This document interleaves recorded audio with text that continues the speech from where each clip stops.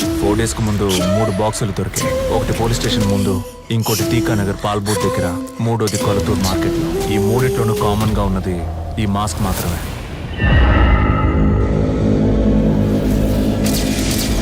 గుర్తుపట్టగలిగారు sir? Sir, ఇది అయ్యేటట్టు నాకు అనిపించట్లేదు. శివాని వెంటనే రమ్మని చెప్పలేదు. ఎవరు సార్ అతను? ఈయన పేరే శివ. ఎంత దారుణమైన ముఖాన్ని కూడా అలా అక్యూట్గా గీసే ఫేషియల్ రీకన్స్ట్రక్షన్ ఆర్టిస్ట్. అది మాత్రమే కాదు, సాల్వ్ చేయలేని కేసులను కూడా క్రైమ్ స్టోరీ రాసిచ్చే రైటరు. శివ రాసిచ్చే రిపోర్ట్లన్నీ నిజానికి దగ్గరగా ఉంటాయి.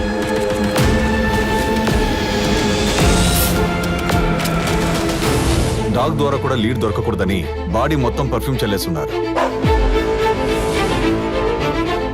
నువ్వు గీసిందే. ఈ అమ్మాయి ముఖం ఏ మిస్సింగ్ కేసు ఫైల్లోనూ ఇంతవరకు మ్యాచే కాలేదు. ఒకవేళ కంప్లైంటే రాని కేసు అయి ఉండొచ్చు కదా సార్.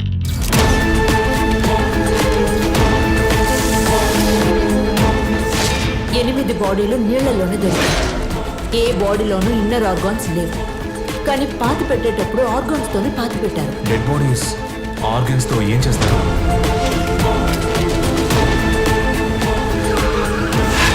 క్రైమ్ సీన్ రాసి ఇవ్వడంతో ఆపేయండికో.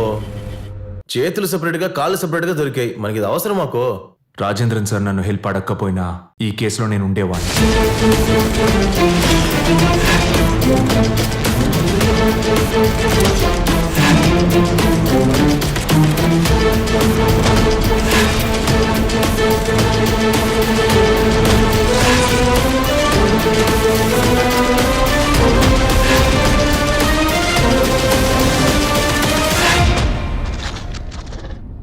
ఒకవేళ ఈ హత్య నేను చేసుంటే తప్పకుండా స్టేషన్ ముందైతే పెట్టేవాడిని కాదు.